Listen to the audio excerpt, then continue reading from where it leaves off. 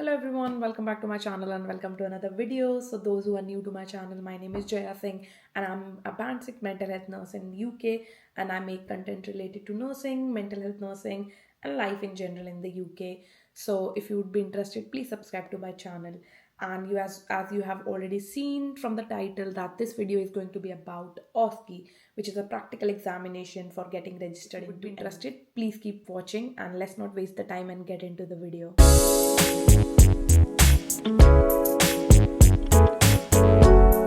OSCE is an obstructive structured clinical examination, and it is a mandatory exam to get registered in the UK as a nurse. So if you want to get registered in the UK and to get that NMC registered license, you need to give OSCE exam. So as I've already told you, OSCE exam is a practical exam and it's the last steps to get registered in the NMC. So before OSCE, you have to give your CBT exam, and if you are an international nurse, you have to give either IELTS or OET. You have to give. If you are an international nurse, then you'll give CBT, and then in the end, you have to come to the UK and then you have to give your OSCE exam. While CBT and IELTS exam you can give from your respective. So OSCE tests your skills and knowledge in the UK before you can practice in the UK. So OSCE is like a practical examination, as I've already told you, and it has 10 stations. So for the mental health nursing, I'll go into deep of that. Although all other like nursing OSCE is like almost the same, but I'm going to deep into of the mental health OSCE. So there are like 4 APIE station, 4 clinical station, and 2 return station. So 2 return station, also called silent station, where you don't have to speak anything, you just have to write. So like the first 4 APIE station is assessment, planning, implementation and evaluation. So implement, assessment, and I'm like simultaneously I'm giving you the timings as well. So the APIE station, which is assessment, planning, implementation and evaluation. So the assessment is for 20 minutes, planning is for 15 minutes, implementation is for 15 minutes and evaluation is for 8 minutes.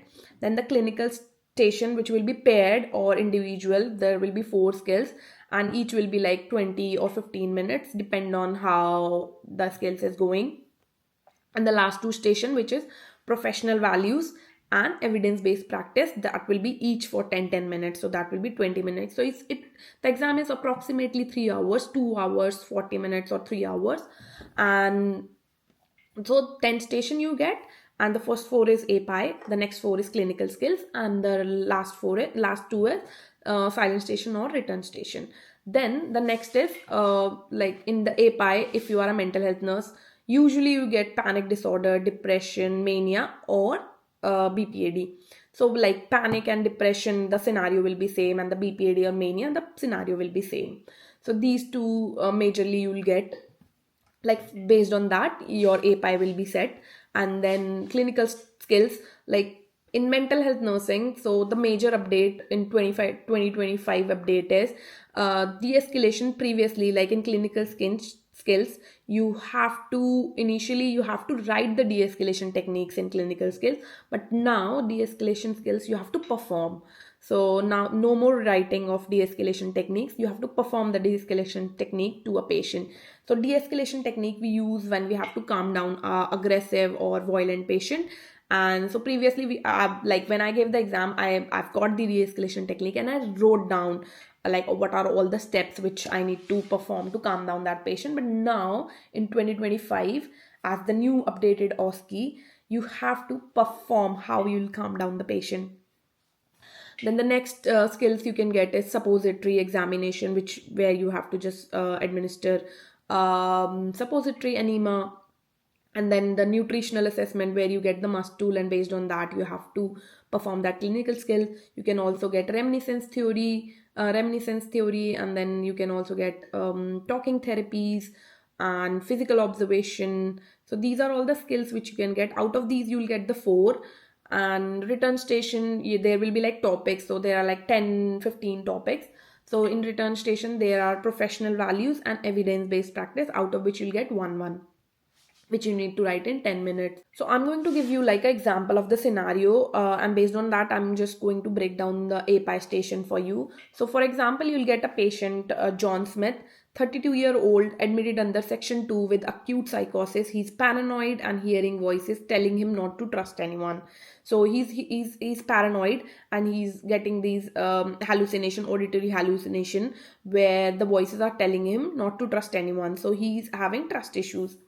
So in the assessment, you can ask, so in assessment you'll get a form, and if you want like official forms and official papers which you get in the exam, so I'm linking that in the description.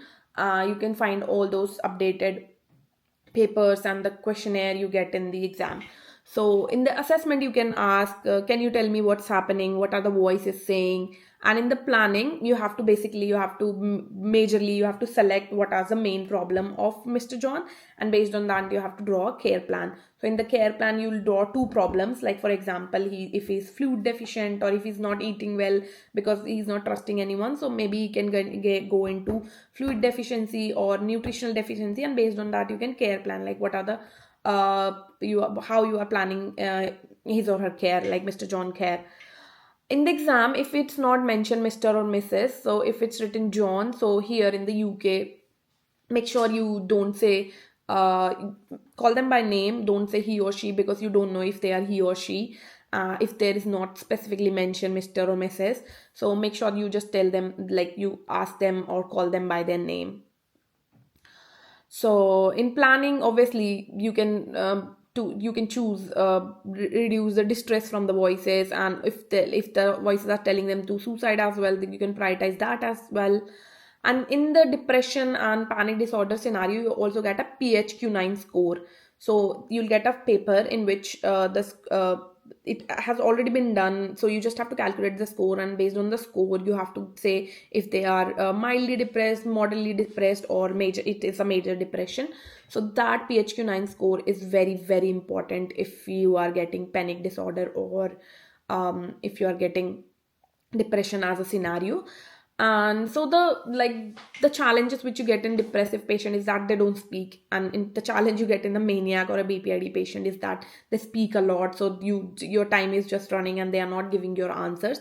So these are the kind of struggle you find in assessment. So once you assess the patient and you get all those history, like basically in the assessment you have to take the history, you have to get as much information as you can from the patient.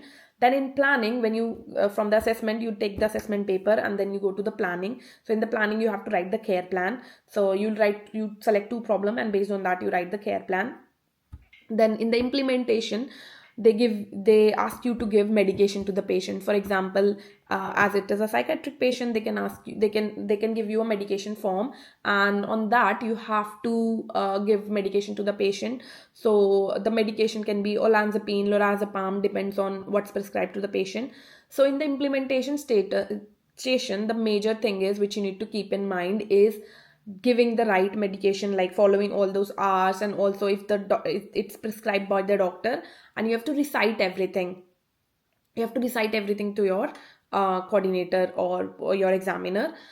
And if you forget anything in the implementation station, the major tip which I can give you is that recite. If you forget, like, oh, I forgot to read the name of the patient, I forgot to read their band, I forgot to ask the allergy, just tell them, because they know that, oh, you know about these things, but you forgot. It's not like you don't have the knowledge of these things that you have to ask, because asking the and also like the major thing which student failed in is asking about the allergies and reading the band, or any like for example, any medication which has previously been administered and in the timing. So make sure you read all those in the implementation station, read the form right, and recite. Even if you're doing anything wrong, just tell that to your examiner, and then you are good to go.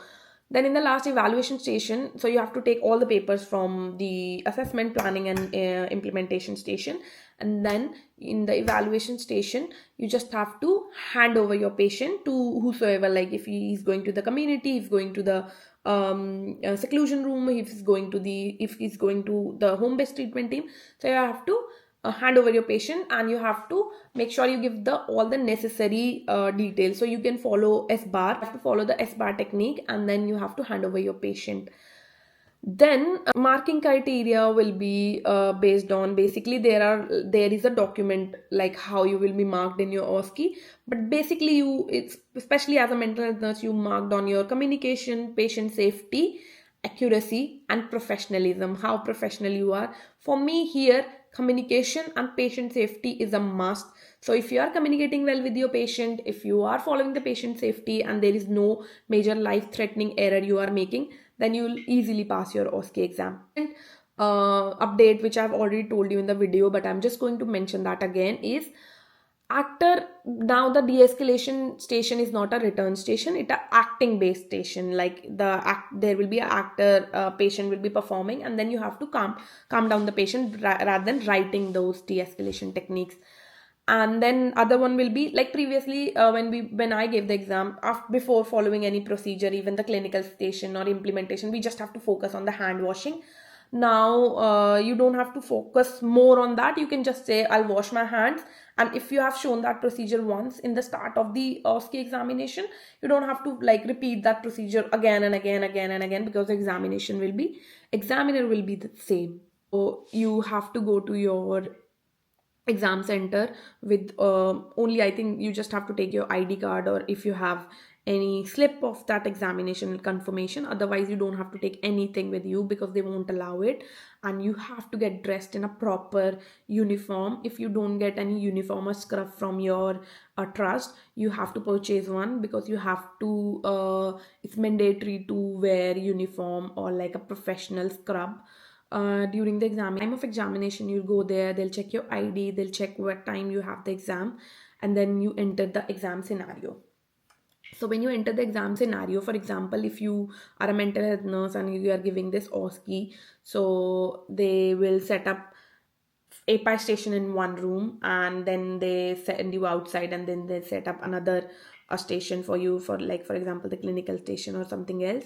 And then for the return station, you just have to sit on a desk and write that. What are my top tip for success? So when you are practicing for OSCE examination, one is practice with timer, always check ID and gain consent. Use therapeutic communication, like whenever you are talking to your patient, make sure it's therapeutic, and link everything to risk assessment. Okay, is it a risk? If you are talking about this thing, is it a risk? So link everything to the risk assessment. If the patient is suicidal, make sure that risk assessment is a very crucial step which you need to follow. Then the major on which most of the candidates fail is documentation. So whatever you are doing, make sure you're doing your documentation right. So document and justify your action. Whatever you are doing, just justify them. So if you are performing any skills and if you are doing that thing right, make sure you justify your action. And what are the common mistakes which students make? So the common mistakes include forgetting ID check, not verbalizing action, what you are doing, skipping the documentation as I've already told you, ignoring safeguarding consent. Like for example, if a patient told you anything about a safeguarding, like for example, if the patient told you about any domestic violence or anything about abuse, and you are just ignoring that, so that's a big no. So that can like make you fail your OSCE. So make sure you don't ignore them, just acknowledge them. Then rushing into a care plan without proper assessment. So don't rush into care planning if you haven't done like a proper assessment. So that was all about OSCE examination. If you want like a detailed questionnaire, and if you want to practice your OSCE examination, I've already created like a paper for you, and it's on my Topmate account. So you can go and buy that paper from there. And if you want like more practice for this examination, you can book a one-to-one session on my Topmate account as well, and I can guide you how you can do well in your OSCE. So I hope this video helped you, and if you want more such video, you can subscribe to my channel and comment if you want any specific details, or you can DM me on Instagram for more support. And don't forget to like and subscribe to my channel, and keep watching. Thank you. Bye bye.